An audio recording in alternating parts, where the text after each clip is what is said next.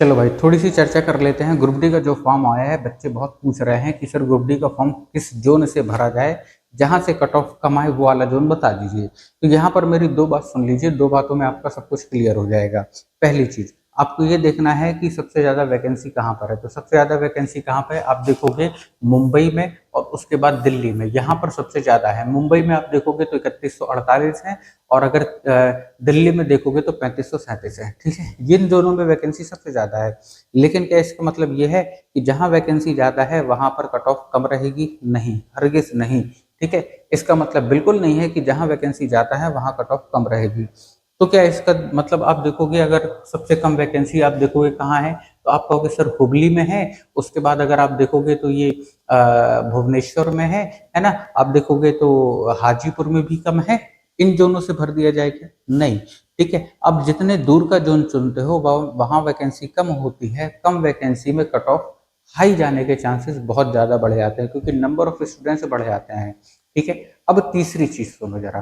तीसरी चीज ये इंपॉर्टेंट है कि आप मुझे एक बात बताओ जरा, ग्रुप डी की सैलरी कितनी है? ग्रुप डी की अगर मैं बात करूं, ऑफिशियल सैलरी की बात करूं, पे ग्रेड की बात करूं, तो वो है कितनी? 18,000 पर मंथ। कितनी है? 18,000 पर मंथ है। उसके अलावा आप इंक्रीमेंट वगैरह जोड़ लो तो 25 से 30,000 आपकी सैलरी पहुंच जाएगी, बस। इससे ज्यादा तो नहीं है ना।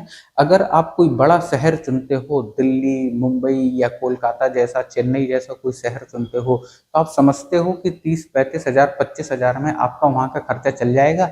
नहीं चलेगा, क्योंकि 10,000 का आपको वहां पे रूम लेना है, 10,000 का आपका खुद का खाने पीने का खर्चा बचेगा। कितना? 5-10,000 रुपये बचेगा।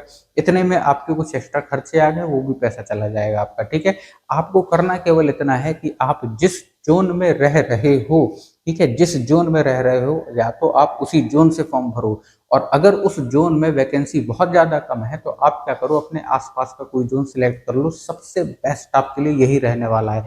इसके अलावा आपको कुछ भी एक्स्ट्रा सोचने की जरूरत नहीं है। रही बात तैयारी की, तो यहाँ पर हमारे चैनल में जो इस बार आप देखोगे कि ग्रुप डी में बच्चे बाहर कहाँ हुए, तो ग्रुप डी में जो बच्चे बाहर हुए हैं वो बाहर हुए हैं जीके में, बाहर हुए हैं करंट अफेयर, क्योंकि भर भर के पूछी गई है। ठीक है ना, जीके। और आप देखोगे साइंस से भी अच्छे खासे क्वेश्चन आए थे। इन दो चीजों को अगर आपको सही से कवर करना है तो इस चैनल को जरूर सब्सक्राइब कर लेना। यहाँ पर आपको इंपॉर्टेंट इन्फॉर्मेशन कि क्वेश्चन कहाँ से बन रहे हैं, कैसे बन रहे हैं, किस टाइप के बन रहे हैं, है ना, कहाँ से आपको पढ़ना है, ये सारी जानकारी आपको मिलती जाएगी। ठीक है, तो मेरी बात मानो कि आप उसी जोन से भरो जिस जोन में आप रह रहे हो, या फिर अपने आपके जोन में वैकेंसी कम है तो अपने अगल बगल का कोई जोन चुन लो जहां पर आपके जोन से थोड़ी सी ज्यादा वैकेंसी है, बस। इससे ज्यादा दूर आपको जाने की जरूरत नहीं है। क्लियर है? ठीक है, चलो।